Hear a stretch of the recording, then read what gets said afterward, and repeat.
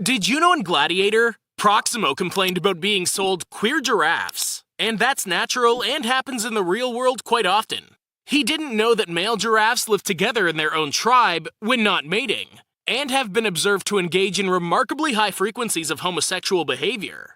After aggressive necking, it's common for two male giraffes to caress and court each other, leading up to mounting and climax. It's totally natural. Did you know in Green Lantern, Ryan Reynolds and director Martin Campbell constantly butt heads on the set? Campbell actually didn't even want Reynolds originally.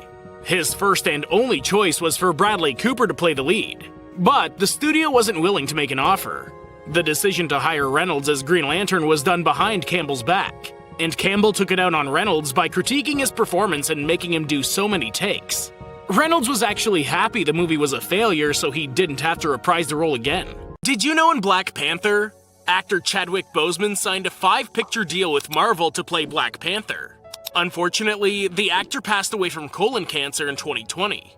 He played the Marvel superhero from 2016 to 2019 in several other movies, including Captain America and the Avengers series. The actor secretly battled the disease for years, but did not let that hinder his acting prowess, especially playing Marvel's first black superhero.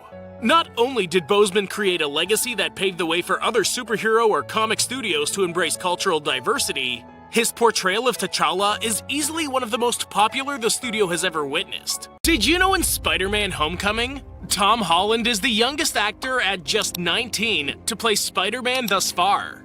It was also apparently a dream come true for actor Tom Holland. He expressed in an interview in 2013, when asked about a dream role, that it would be playing Spider-Man. Although he presumed that he could take it on in 10 years down the line, fate would have Holland's dream come true in just 4 years.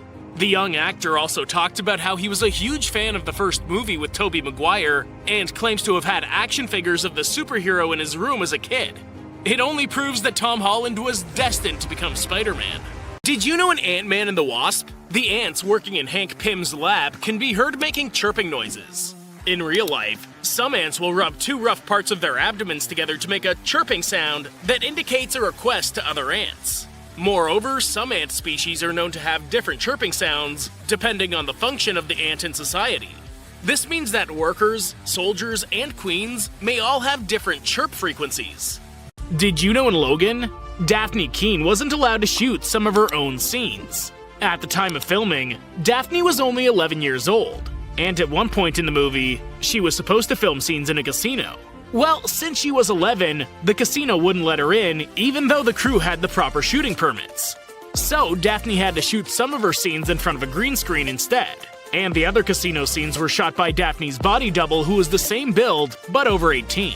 Did you know in Men in Black, the final scenes of the movie were reshot, costing a whopping $4.5 million? While it isn't unusual for films to go through reshoots, this one was particularly costly.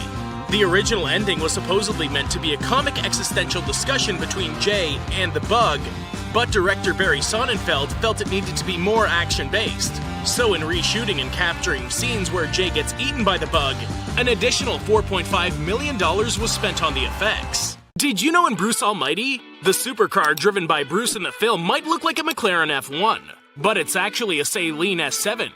It was a $500,000 supercar that was the brainchild of the former racer, Steve Saleen. In addition to 220 miles an hour, 550 horsepower, and sleekly sculpted design, the Saleen S7 boasted scissor doors and imposing looks. White paint was used on the car to make it look godlike. The car was powered by a 7.0-liter aluminum V8 which produced 550 horsepower and 525 pounds-per-foot of torque, coupled with a 6-speed synchromesh transmission. For added balance and power, the car had a limited slip differential and even had aluminum dampers for a smooth ride. Interestingly, Jim Carrey's actually the owner of a Saleen S7 similar to the one he drove in the movie.